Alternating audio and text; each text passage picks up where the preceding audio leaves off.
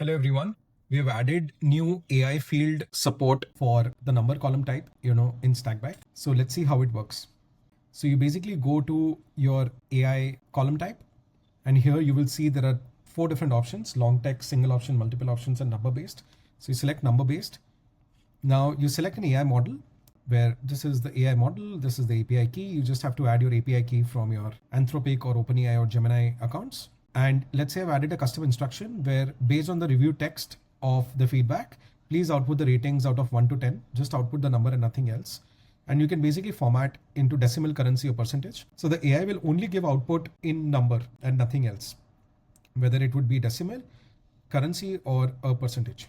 So let's say if I save it and I click on generate, so it just gives me the total rating based on, the review text that we have and what the feedback is all about.